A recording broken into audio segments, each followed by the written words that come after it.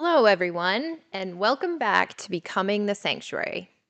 If this is your first time here, my name is Kelley, founder of Thrivewell Estate and Thrivewell Hub, our first physical branch here in Whitensville, Massachusetts.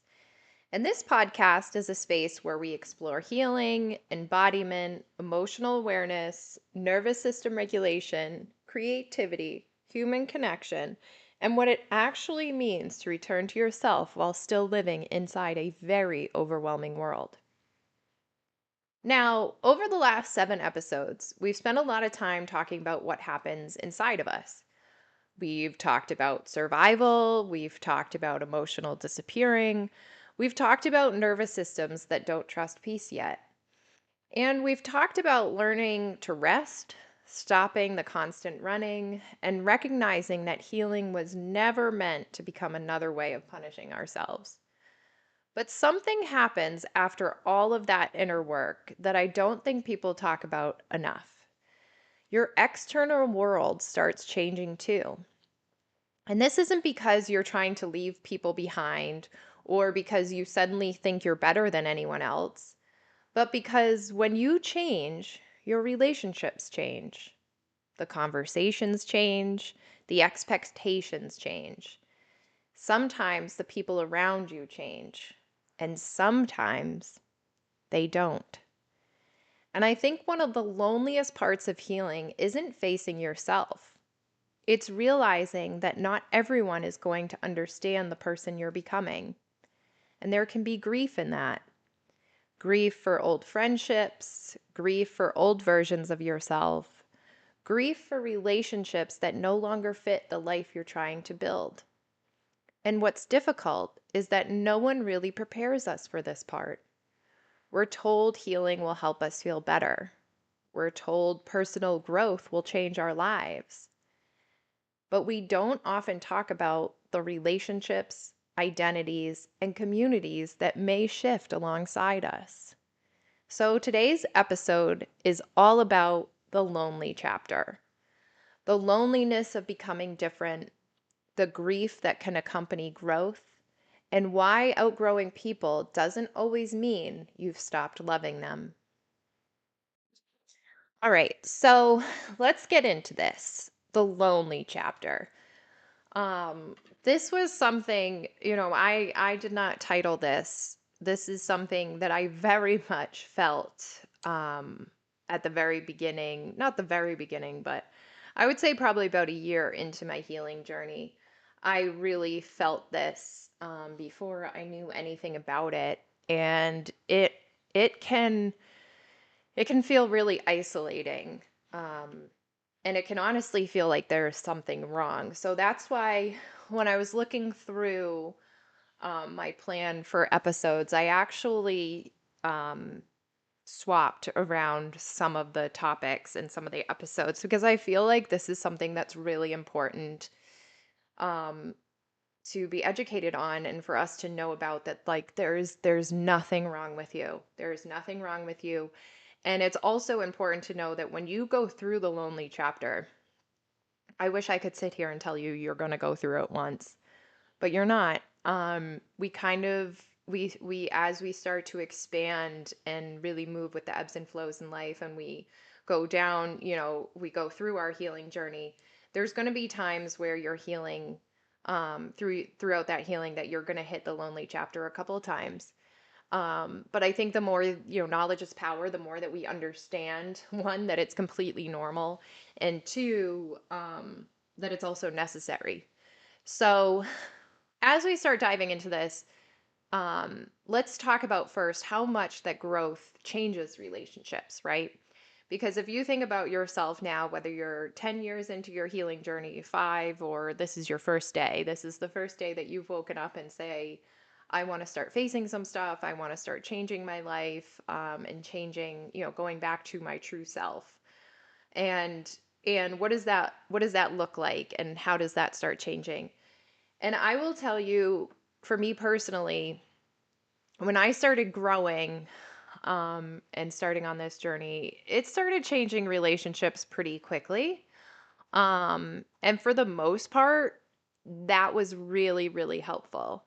Because you have to understand that when you are going through, when you're starting to heal and going through this journey, it really starts to change the dynamic, right?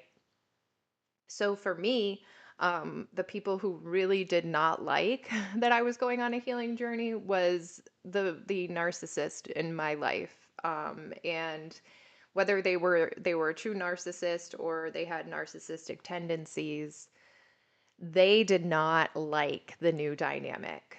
Um, so sometimes it changes the dynamic in a relationship for the better, right? And it starts changing the conversations. It starts changing your priorities and your interest.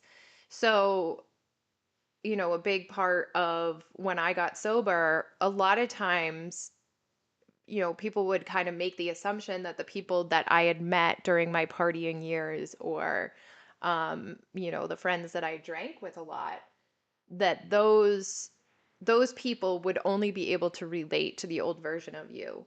And some of them did, but those were a lot of surface level friends. I can tell you honestly that I have a core group of friends that I met while working at a restaurant, and this is going on, probably it probably was almost 20 years ago now that I've been friends with this group of people.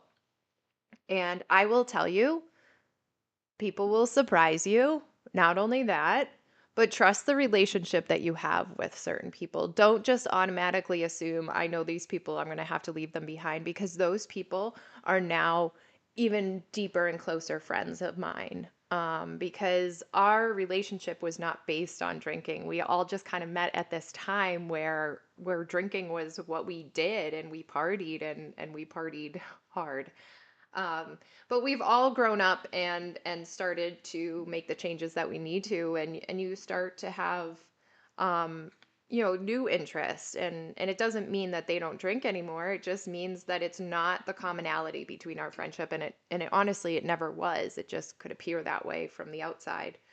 Um, but also, I mean, the flip side of that, you could think that people that you have a deeper connection with, and suddenly because you're not out doing the same things and relating over the same things that you used to, that you'll start to slowly distance yourself from those people. So just trust that, just trust the process, to be honest. Ugh, I can't believe I just said that. That was something at the beginning of my healing journey, that I couldn't stand. And most of the time when you're starting this journey, the things that affect you the most like that are because they are the most true. So we start to really feel misunderstood, right? Because we are becoming someone unfamiliar to ourselves, and our identity will begin to shift. And growth, like we talk about, it will just naturally change relationships. And think about your own experiences as you're sitting here listening to this right now. Like I said, no matter where you are on your healing journey, think about the moments where the people who surprised you, the people who faded away, the people, boundaries, right? Let's just talk about that for a minute. That's such a huge part of the healing journey. And boundaries, it's so weird to say this out loud, but I actually have come to love boundaries, because if you want to know who's in your corner or not, that's an automatic. That's a red light, green light, right? So you put a boundary on somebody who's in your corner for the right reasons. Now, remember, it doesn't mean they're going to agree with the boundary all the time, but they will respect it, right? So if you set a boundary and they respect that boundary and they honor that boundary and they don't have to make you reinforce it constantly, that's somebody who's in your corner. Somebody who shits all over that boundary and doesn't care and thinks differently of you, or says unkind things to you, that's somebody who's not in your corner. So as you grow, naturally boundaries are a big part of healing, and you will start practicing them more. So pay attention to the relationships that start to have more tension with those boundaries, because when you are on this journey, you are doing things for the right reason. So it's not like you're setting unrealistic boundaries or you're trying to shut them out or anything like that. There is a solid reason why you are setting that boundary. And boundaries, honestly, it's what gives somebody the roadmap to how to have a relationship with you and vice versa, right? You want to make sure that you are respecting other people's boundaries. So, um, but yeah, I think when we start to see those relationships changing, and like I said, it does not take long at all. Um, you're really gonna start. There's only one way to really put this. You're gonna start grieving people who are still alive. Um, they are still very much here, but you are no longer the version of yourself um, that could either put themselves in situations that that person wants you to be in, or the feelings, or how is this a type of relationship that you just give and give and give, and that other person just takes and takes and takes, or is it a relationship that has that equal balance? Not saying it has to be equal 100% of the time, but do you show up for that person the same way that they show up for you? Um, so yeah, you start to there's a lot of grieving. There's grieving friendships. There's grieving family dynamics.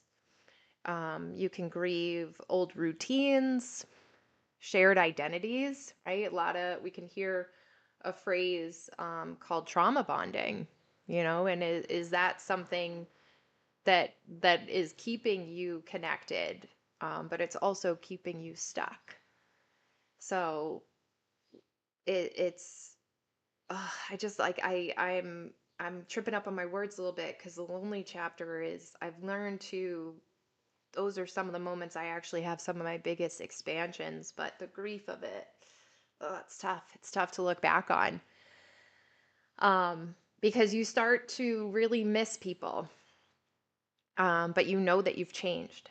And you know that certain people that have kind of had to be removed from your life, whether that's your own doing or you just drift apart or the universe does that for you.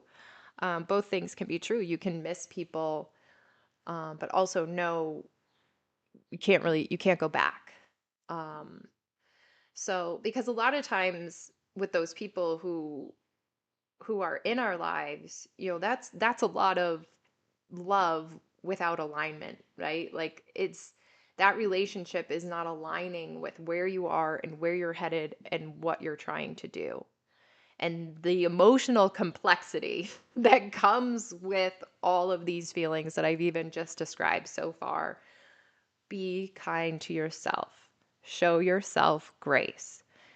The lonely chapter is one of the hardest chapters in healing, in my opinion, because it has been the one thing in my life that has pushed me closest enough to going back to that unhealed version of myself. And a lot of times it's because I'm romanticizing what I had before, because the unknown in healing is hard. Going backwards to old habits and old, people in our lives that suited us at a certain season in our life, going back to that can be easier in the moment. And but, you know, temporary is exactly that. It's temporary. You want to start feeling better, um not permanently, right? Because emotions are never permanent, but we want to start feeling better more often than we feel worse. So to be able to do that, we want to really try and work through letting go, right? Letting go without resentment. Um, I think it was Bill Burr, it was a comedian, and what he was referring to was more talking about him letting go of his religion, right? He didn't agree with the certain religion that he was in anymore. And what he compared it to is, and of course, as soon as I mention it, I'm drawing a blank on the name. It's that winter sport. Is it curling? Is that it? I'm sure I'm sure I'll look this up afterwards and make some sort of comment in the next episode. But it's that one where they have the broom and it's like that disc and they kind of push it and push it and push it and then finally they just kind of let it go and they let it cruise and it just there's no big like explosion, there's no it just drifts off, right? And I think that's a really good analogy for this as well because it's not like you're telling the person to go f themselves, or I mean maybe you are, but for the most part it's mostly um you're just kind of letting them go, and then without the resentment is important. And I'm sure we will have an entire separate episode just on resentments alone. And if you are in the recovery community from substance abuse, whether that's AA, NA, Smart Recovery, Refuge Recovery, whatever pathway you've taken, you understand how important resentment work is. And I will do an entire episode because letting go with resentment and healing do not go hand in hand. We have to let go of the resentments that we hold on to for the healing process and the healing journey to continue. So, most of the time when somebody is not here anymore because there was a death, that's grief that's painful as all hell, but understandable, right? Um, but grief of a person or a relationship that's still here on this planet, um, it's understanding how to honor what all these relationships once gave you. You know, my mom will remind me, it feels like almost daily at times, that people come into your life for a reason or a season.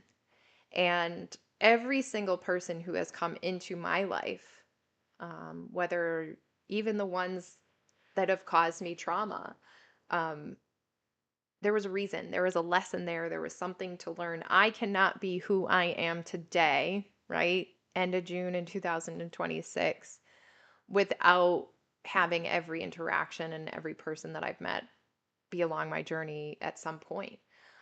So it's just up to what that reason or what that season is for how long they will be in our life. So, like I said, honoring what each relationship has given us, but that does not mean that we need to hold on to that relationship forever.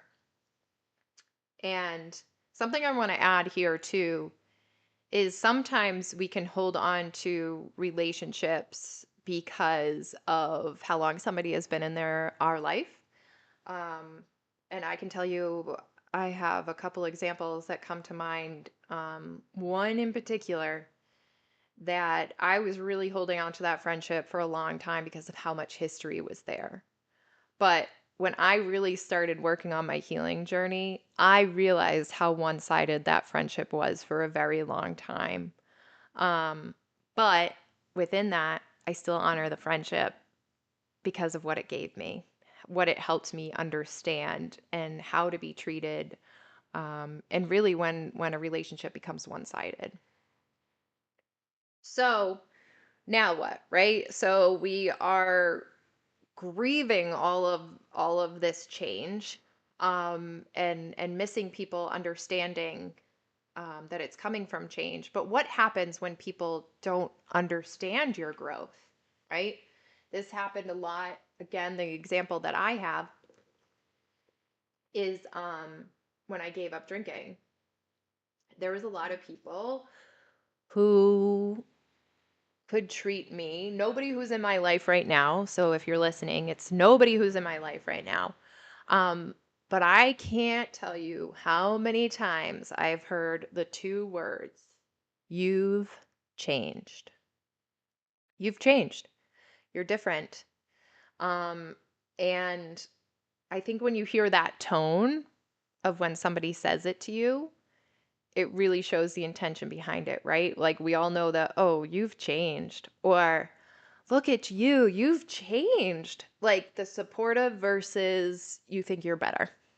Um, and so we're going to talk about that category, right? The people in our life that think that we have now become a person who thinks they're better than everybody else. And again, I will only speak for me personally. That couldn't be further from the truth. Um, I don't think that I'm better than anybody else. I think I am on a journey that is mine, and mine alone. And it is not my place. The more I go down this healing journey, the more I realize that I do not get to judge anybody because I don't know what is going on with that person. But I'm also not going to get lost on defending that because I just know. And when people think that I've changed and think I'm better, it just means they don't know me at all. So again, curling. Hopefully that's what it's called. Just let it go. Let it go without the resentment. Because you will get resistance from others. And especially when they start projecting, right? So, and that can come back into the dynamic of the relationship. But let's talk about the projection first. I do believe that every person does want to feel better and start some sort of healing journey, but it's a lot of work. So they can project onto you what you're doing is bad, or like we said, you think you're better, because they almost want to downplay the journey in general so that it doesn't feel like something that they have to step up and do themselves. And a lot of times too, where you have people in your past, or in your current life that really want the old version of you because you were easier to be taken advantage of, right? You were easier to manipulate. It was easy to have power over you. Um, and again, like we talked about, these people they show their true colors pretty quickly. Um, and the discomfort when you set boundaries, that is, I mean, I can't think of a bigger flag, right? Is when you set boundaries and when they show discomfort. um but they want this old version of you, because they can manipulate you.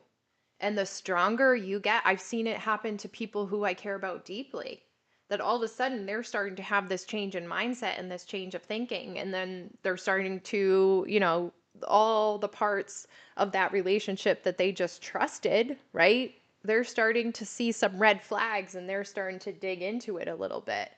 And you're going to see that other person really start to feel cornered a bit, becoming very reactionary.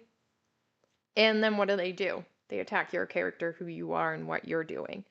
Um, so try really throughout this part of the journey, because what they're responding to is your healing, right? But really try to stay true to yourself and really remember who's in your corner and who you are going forward, right? You are shedding layers and you're working through shadow work and you're getting down to the core and you're moving forward. Even though sometimes the forward step might be backwards a little or lateral, you are moving forward. So stay true to yourself and your journey. And what can help with that is needing less external validation. The first couple years of my healing journey, I still really cared about that external validation. And I would say it only would be probably the last year or two. Let me be honest, the last year that I've really honestly needed less of that external validation. And it really has skyrocketed my healing, further than, the 4 years combined before it. Because you have to remember that not everyone gets invited into every chapter. Remember what I told you my mom said, for a reason or a season. Um, so yeah, I mean, think about your own experiences. My own experiences, sobriety taught me a lot. Early sobriety. And especially, when I left um my last job, working where I was in more of a corporate setting. um I just knew it's nothing bad about that company. I loved where I worked. I loved who I worked for. Um, but our alignment was off. I think that job came into my life for a season, and for a reason, to be honest. My resume is amazing because of that company. They really it really invested in me and in my training, and so leaving there was difficult. It was a very difficult decision, but I knew I could no longer do my job the way that they needed me to do my job, and also for myself, staying true to myself. I we needed to part ways because I felt enough pulling me to build Thrivewell, and my priorities were shifting, and that's okay. Like I said, curling, right? Like I'm not letting them go with resentment. I hold them to a high regard, and I am still very grateful, and they're very supportive of what I'm doing, and I'm long overdue for my thank you card to go to them, somewhere here on my desk. I But it just shows that shifting the priorities and where my healing journey was taking me, it was okay to let that part go. Um, and another part for my own experience, like I've briefly touched upon, is changing friendships and certain people, um, that I have let go of, just because we don't really have that much in common anymore. Because what can change with that too is your conversations. Was Are you having somebody in your life that all you talk about is the glory days, right? Oh, back in high school we were doing this, or what are your conversations looking like? Because for me personally now, like, ooh, give me a nice cup of coffee and let's go down that rabbit hole into a really deep conversation about, history, or healing, or what else do I love to talk about? I love to talk about the cosmos and what's possible out there, and give me something like that. But that's not something I would want to be. I mean, I would dabble in it before, but the conversations, that's my point. The conversations are changing. So you're going to start having people coming into your circle that also relate to that. My family dynamics changed. I will tell you, in my own nuclear family, with my mom and my dad and my siblings and their partners, and now my partner, like, holy moly, changed so much for the better. And that it's not to say that we weren't in a good place, but we all are very honest with, what we're up against and what we're working through. And when you are on your healing journey, we've talked about it before, the ripple effect that will start to affect the people around you. You're not as reactionary, right? And they're going to feel that change, like, oh, Kelley would have went off the rails here, but she's just listening. So that ripple effect, and hopefully it changes for the better. But I've had other family members that I've had to distance myself from because of that exact reason we were talking about before. Is suddenly, they've got stuff that they don't want to work on, and they're worried that I'll be able to see through it, or they're not being as authentic as I once believed that they were. So again, it doesn't mean that I love them any less. It just means right now there's a bit of distance. And that's okay. It's happened with other family members, it's happening with some now, and it will happen with some in the future. But it's important to be able to kind of move with the ebbs and flows of those dynamics too. Um, and then, of course, for me, when I was building something different, right? Thrivewell. Oh, I wish I could fully explain how isolating that felt when I was first building it, and nobody really understood what I was building. And to be perfectly honest, I didn't understand what I was building. Um, And I had people who were concerned about me, thinking, that I was going through some sort of midlife crisis, or, am I even like with it? Like psychologically, am I still here in this current reality? Or did I get lost in trusting the signs of the universe, right? Because that can happen. Um, but I trusted and I understood that I was exactly where I needed to be. And that became very lonely at times. And I really had to learn to trust my own path, even when it was painful, um, even when it was isolating, even when I didn't believe I could do it anymore. And I just trusted that if I put one foot in front of the other and I kept going, it would start to make sense and I would start to be able to see it a little bit better, and it did. And what part of that helps me to still be able to see that I am on my own path, and I do trust the path that I'm on, is being able to grieve these situations and let these situations go without bitterness. And anybody who knows me very well knows that that's not something that comes naturally. It's actually very difficult for me to grieve without the bitterness. And that's where I start to have understanding that that other person is going through um, their own life and their own situations and their own struggles. So that's what helps me, um, not to get religious or spiritual or anything, but in AA, anybody who's familiar with that, there's something called the sick man's prayer. And that has helped me tenfold. Even before I really understood what I was saying, it's just understanding that that other person is going through their own stuff. And most of the time, it is projection, and it has so much, we've all heard it, like it has so much more to say and do with themselves than it does me. And that's what really helped me remove the bitterness with the grieving itself. Now let's talk about, because as we've talked about how everything can change and how your relationship can change and your identity and what you value, right?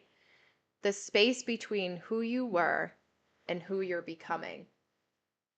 That right there is the lonely chapter, right? Think about the people in your life. Visualize it if you have to, right? You've got this road in between, and you've got a circle of people on your left, and you got a circle of people on your right. And those circle of people on your left, that's who you were, right? The people that you associated with, hung out with, the events you went to, the things you did. That's who you were. And the circle on your right is who you're becoming. And that road in between, that is the lonely chapter. And oof, my gosh, do I feel every step of that lonely chapter when I'm in it. Um, and it's just you've walked away, right? You've let go of that old identity, that old self, that old relationships, right? But you haven't yet found um your new group of people, right? Because as we heal, and I won't go into the science of this because I don't know it, but we do know that different energies, different emotions, different mindsets carry different vibrations and frequencies. So the person that I was dating 10 years ago is nothing like the person I am with today. Thank God. Right? Because I am now a healthier version of myself. I see the life that I want to build with my partner. But I had to get, in the same way he did, we had to get our vibrations up to a certain point to be able to find that alignment. Um, because throughout this lonely chapter, you're going through identity transitions. Um, and the feeling that you have between these different versions of yourself, like it no not only is it lonely and isolating, it's very confusing. And you're trying to understand the trust of the process because like we said, you don't fully fit in that old life. anymore, and you're not fully living that new life yet. And there's so much uncertainty that happens in between those two. But the number one thing that helps me too in this part is patience. Patience, trusting the process, and acceptance of this is where I am, what am I meant to learn, staying true to myself, what do I value. Those people in that life that you're trying to build, it'll just start happening. It's not something that you have to consciously build, it will build itself. Because part of trusting the process is you are now rebuilding your identity. What's important to me? What do I want to do? What is my purpose in life? Who do I want to bring with me? And within that, you're allowing the transformation to happen. Now think about your own transitions, right? In your own life. Think about the moments where you're like, I know the exact season I was in when this lonely chapter was happening. And when we try to restrict the lonely chapter, right? We talk about in the Thrivewell core philosophy, it's all about leaning into the shadow, leaning into the lesson. Let's just face it. And when you allow this lonely chapter to happen, and you're allowing this transformation to happen, every single lonely chapter that I have experienced, I never regret it. It's actually the exact opposite. I'm actually extremely grateful for that lonely chapter, because what it leads into is you finding your people. You're finding those aligned relationships.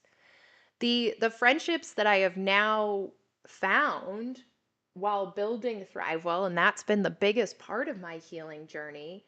And trust me, our friendships have already been tested to see who truly is in your corner, and who is somebody else who came in and trying to take advantage of a situation or manipulate a situation. This can happen time and time again. So when you find your people, it's just going to start naturally building, because now it's not about how do I get the most amount of people in my life, right? Because we've survived this lonely chapter. We know we're okay, right? Because remember, what we talk about too is our body is our own altar. We are safe enough to change. It's okay if everything is stripped away and we are left with just us. Because now when we are rebuilding and we've allowed that transformation to happen and we're finding our people, it is so quality over quantity. I would rather have a couple of good friends and really good friends who I know are there for me than have all these people all around me and I don't know who I can trust. Because having community is having that support that you don't have to question.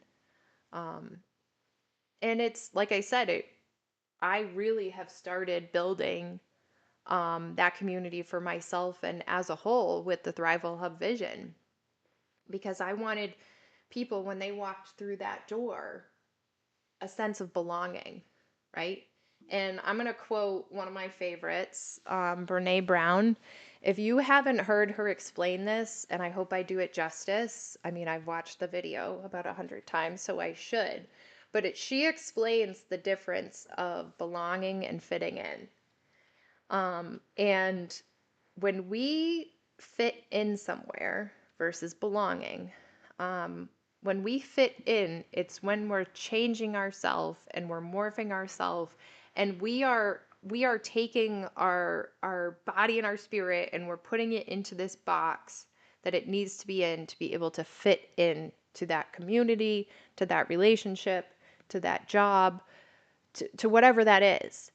But belonging is when you show up as your true self and it just works. You just belong and you're understood and you're seen.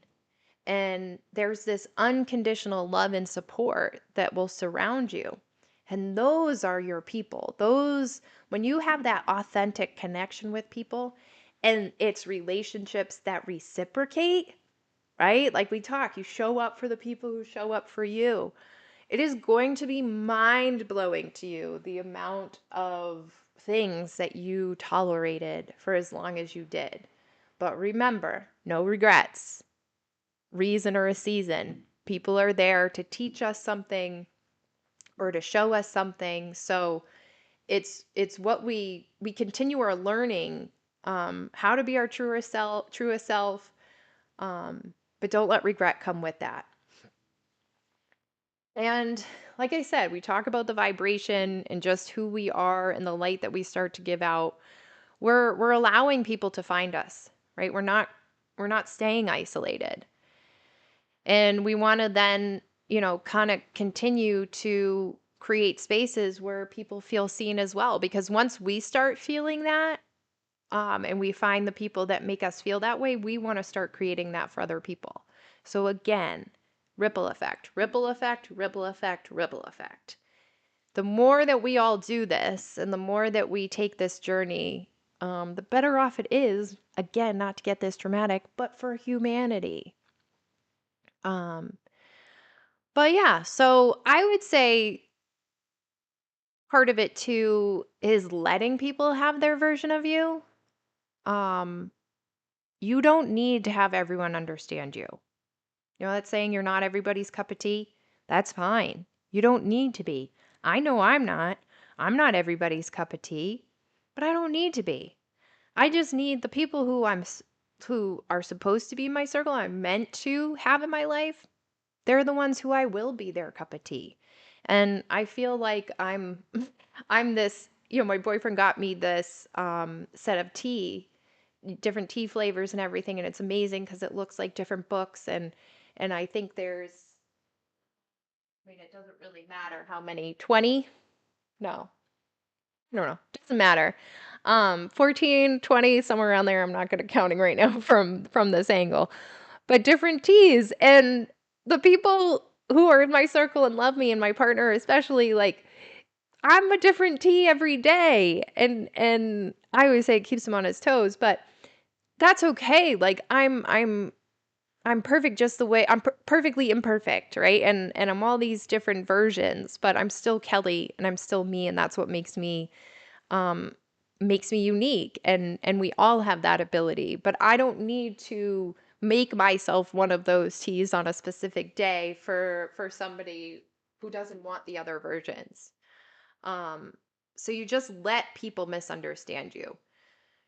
We do not need to explain ourselves. Release that. Release the need to explain yourself, and create a practice that helps you, whether that be we have a community release bowl here, whether that be that you are literally releasing it somehow, and trusting that you can, because like you said, not everybody needs to understand you. Another thing that you can do is stop defending every decision. Not everybody needs an explanation. If you make a decision on something, it could be that you don't need to defend that decision to anybody, because remember, we're trusting our values and we are trusting our emotional maturity, that we understand that we have the right motivation and the right intention for this decision with all the information that we have at hand. The goal is you want peace over approval. Because if we try to just seek approval, I mean, that's again, we're just chasing that validation. It's external, it's not coming from within. And the best advice I can give you is, and I'm sure I've talked about it before, but I'm just kind of drawing a blank, is I've gotten very comfortable doing the uncomfortable work. And if you become comfortable with disappointing people and start living authentically, and you're not disappointing them because you have done something off of your moral compass, you're disappointing them because you no longer fit into the box that they wanted you to be in. And I think on that note, we'll definitely start moving into, and I knew this episode was going to fly by, because it's just such an important episode and it's such an important season in your life. Because remember, the deeper realization of this whole episode is that growth creates grief, and grief creates space, and space creates possibility. And becoming different, it's not betrayal, You want to always try to honor your past and honor your future. Allow the relationships in your life to evolve. This journey to becoming your authentic self, the healing part of that, it changes every relationship. And that includes the one with yourself. And yeah, I mean, it's okay if your circle changes. It's okay if your life looks different. It is okay if not everyone understands. You do not have to shrink to make others comfortable. And trust the people you're becoming, and trust the life that you're building. And every single day, very intentionally, keep choosing authenticity. Because one of the hardest parts of healing is realizing that becoming more yourself may mean becoming less familiar to other people. That isn't failure, it's transformation. And the people who are meant to walk beside you won't ask you to become someone smaller just so they can feel more comfortable. Well, on that note, we are about 45 minutes in on this episode, so I think I'm going to leave it at that. And thank you immensely. I am so grateful to be able to show up for this podcast every week. And I'm really, really grateful for the people that are listening. And I really hope this helps. If you can help others, if you think it will help them, please share. Please, talk about the podcast and help it get out there for others. Because if this can just help, one person per episode, that it changes their life, it's worth it to me to sit down and do this. So thank you again so much for joining me on Becoming the Sanctuary. And I will see you next Friday.